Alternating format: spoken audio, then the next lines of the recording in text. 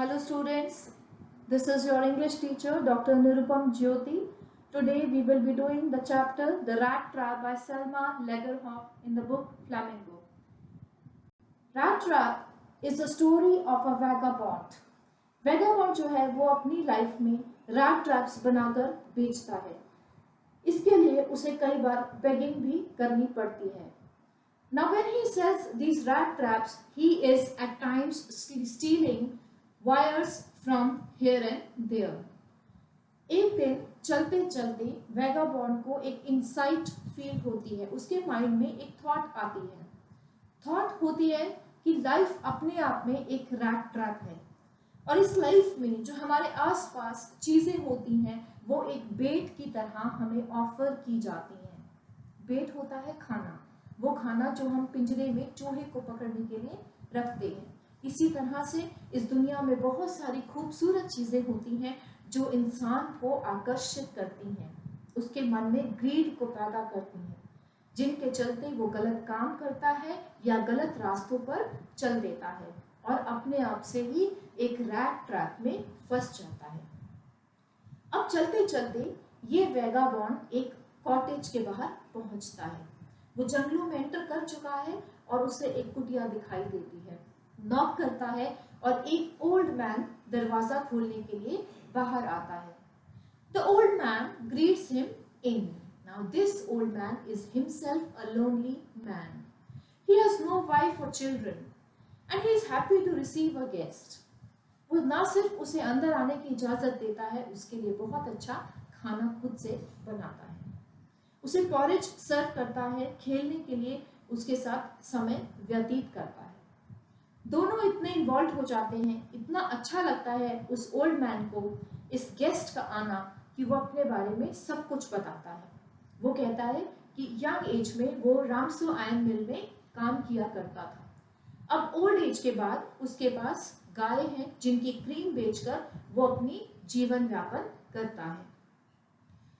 Old man इस peddler के ऊपर इतना ट्रस्ट करता है कि वो अपने रखे हुए पैसे भी उसे दिखा देता है जो उसने दूध बेचकर अर्न किए हैं. एक छोटा सा लेदर का पाउच है, एक बैग है जो ऊपर खूंटी पर लटका हुआ है. उसे निकालता है और उसमें रखे हुए 30 क्रोनोस जो उसकी उस महीने की इनकम थी वो दिखा देता है. रात होती है, दोनों सो जाते हैं. सुबह उठने पर पेडलर देखता है कि ओल्ड मैन सारा काम खत्म कर चुका है.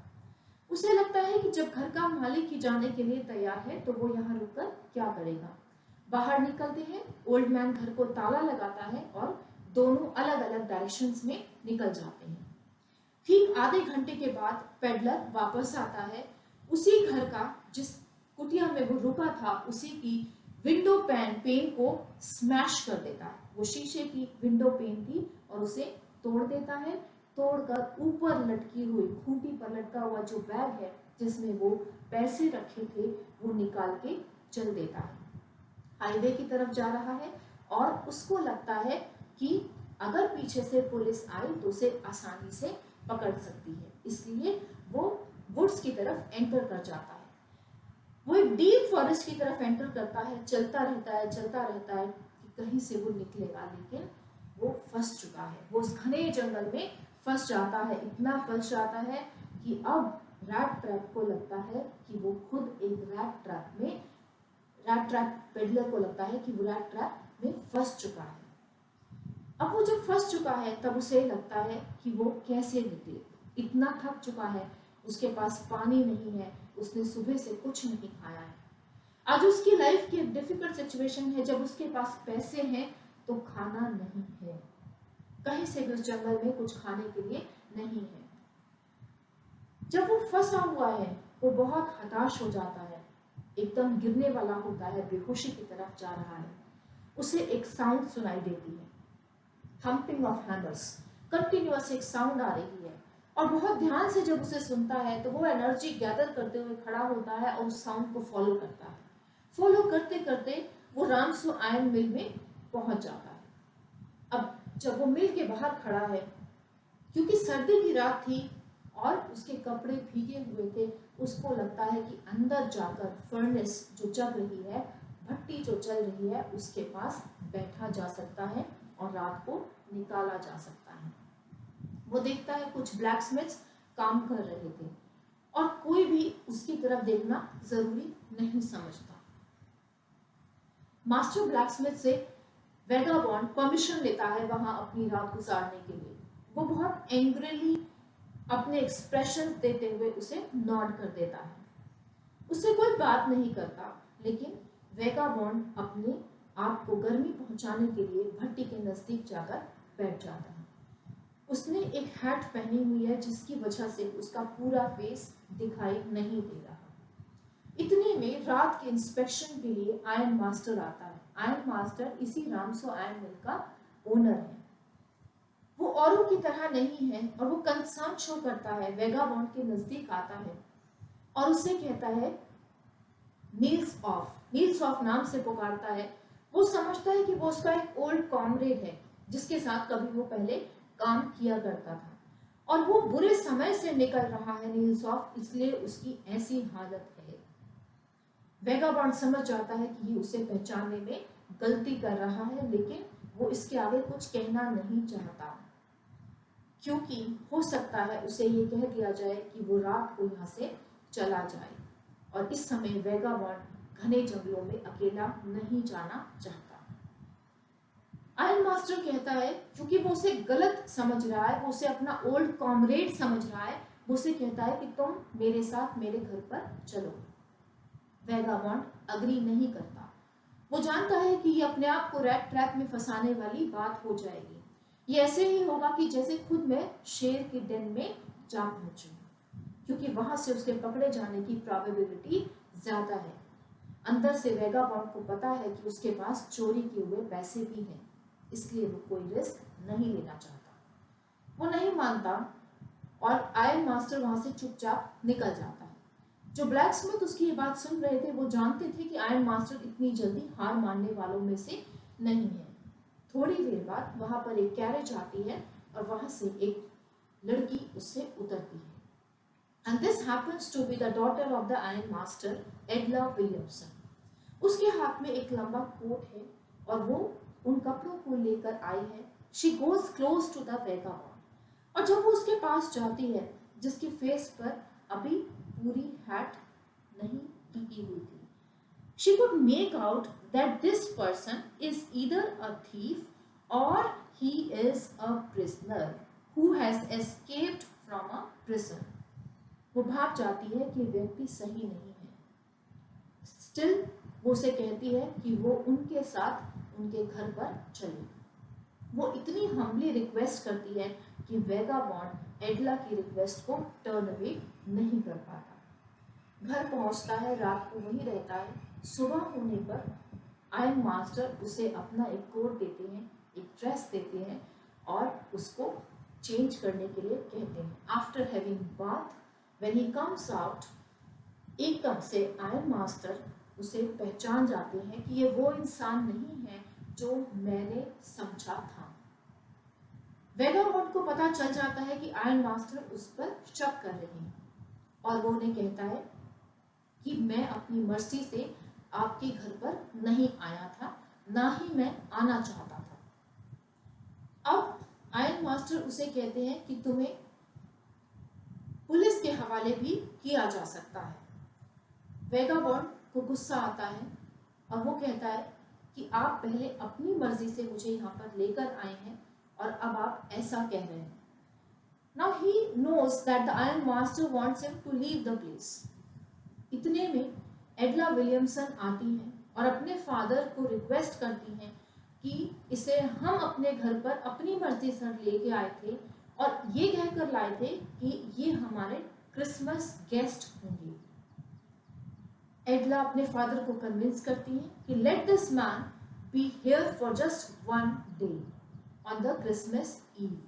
आयरन मास्टर अग्री करते हैं और वहां पर वेगाबॉन्ड अपना पूरा दिन निकालता है। वो सारा दिन सोफे पर सोकर निकाल देता है और इस तरह से सोता है, इतना सिक्योर होकर सोता है मानो इससे पहले कभी सोया ही नहीं था। सिर्फ खाना खाने के लिए उसे जगाया जाता है। शाम होती है, क्रिसमस सेलिब्रेशंस होते हैं, डिनर किया जाता है जहां पर उसे बताया जाता है कि वो सूट जो उसको आयरन मास्टर ने दिया था वो उसका क्रिसमस गिफ्ट होगा। सुबह होती है, एडला अपने फादर के साथ चर्च प्रेज के लिए चले जाते हैं। चर्च में अनाउंसमेंट होती है कि एक पेडलर 30 क्रोनोर्स लेकर ओल्ड मैन के भागा हुआ है। जैसे ही अनाउंसमेंट होती है, एडला और उसके फादर को समझ में आ जाता है कि उन्होंने किस तरह के व्यक्ति को अपने घर में परमिशन दी रहने के लिए। आयरन मास्टर अपनी बेटी से बहुत नाराज होते हैं और कहते हैं कि तुम्हारी जिद की वजह से हुआ, और अब तक तो हमारा सिल्वरवेयर भी चोरी किया जा चुका होगा।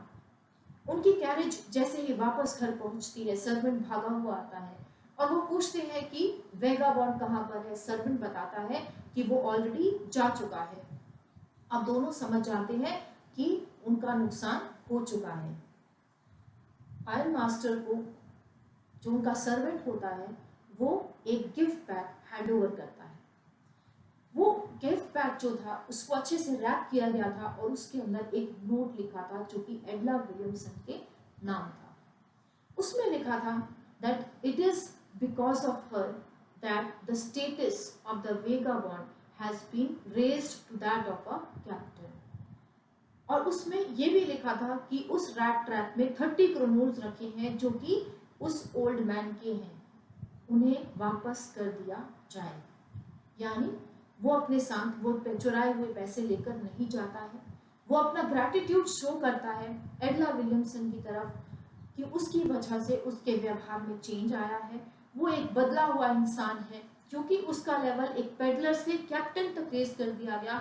ही has come to know the significance of being kind, and it is the behavior of Edna which has ultimately changed the mindset of the peddler, and he promises that in life he will never resort to any wrong means। वो कभी भी गलत काम करके अपना जीवन व्यापन नहीं करेगा, ऐसा एश्योर करते हुए वो वहां से चला जाता है और उस नोट को साइन करता है एज कैप्टन वॉन हैंड स्टेल। क्योंकि उसका लेवल एक पेडलर से कैप्टन तक रेज किया गया था, उसने अपने आप को उसी कैप्टन के नाम से साइन किया है। So when we end this chapter, we come to know that this chapter is based on the theme of kindness. Kindness works in life. Rudeness might not change somebody, but kindness will. If we are good in our behavior, if we show humility in our behavior, that is bound to modify the other person in front of us. And ultimately, kindness is rewarded, which is what happens in this chapter. A vagabond, a peddler, a man who was always stealing, having abuses from the world, is bound to change his behavior, and he assures that he will live a good life. Another theme on which this chapter works is of loneliness. This peddler is a lonely person. He yearns for love, he yearns for belongingness, and this is what human life is for. Everybody yearns for belongingness. Same was the case with the old man, जिसने अपनी cottage में इस peddler को आने दिया। इसके बावजूद कि उसने शैबी क्लोथ्स पहने हुए थे, उसकी शक्ल से लग रहा था कि वो ठीक इंसान नहीं है, स्टिल ओल्ड मैन ने उसे ना ही केवल वेलकम किया, उसके लिए अपने हाथों से गरम गरम खाना बनाया, उसको एंटरटेन करने के लिए उसके साथ गेम खेला, यहाँ तक कि इतना ट्रस्ट शो किया, उस पर ट्रस्ट कर लिया इनफैक्ट कि उसको अपनी अर्निंग्स भी दिखा डाली। सो we come to know that it is loneliness which is highlighted in this chapter, in which man always yearns for a belongingness towards other beings. This is what the two themes are there on which this chapter is based. I hope you have understood the chapter. Thank you. Students, let's take up the key words in the chapter, the rat trap. The first being rat traps, which means traps for catching rats. Next is vagabond, a person who wanders from one place to another and who is without a job or any home. Next is plods along the road, which means walks slowly with heavy steps on the road. Trudging, walking slowly with heavy steps. Crofter, small farmer. Kronor, the currency of Sweden.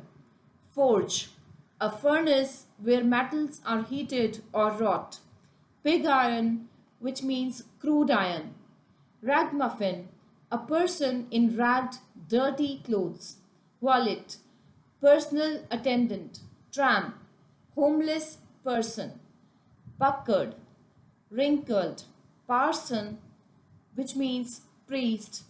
In good season, which means on time. Now let's discuss some question answers. The first question, which is based on this chapter, is why did the peddler decline the offer of the ironmaster? Second question, why did the crofter show the 30 kronur to the peddler? Third question, why did the rat trap seller not tell the ironmaster that he was not Nils Olf? Fourth question, why did the peddler derive pleasure from his idea of the world as a rat trap? Fifth question, why did the peddler knock on the cottage by the roadside? Sixth question, what made the peddler accept the invitation by Edla Williamson? Seventh question, when did the ironmaster realize his mistake? Question number 8, why did the peddler sign himself as Captain Von Stale? Question number 9, the story focuses on human loneliness and the need to bond with others. Explain. The last question, how does the metaphor of the rat trap highlight the human predicament? So students, these are few questions which come out of this chapter and need to be discussed. Thank you.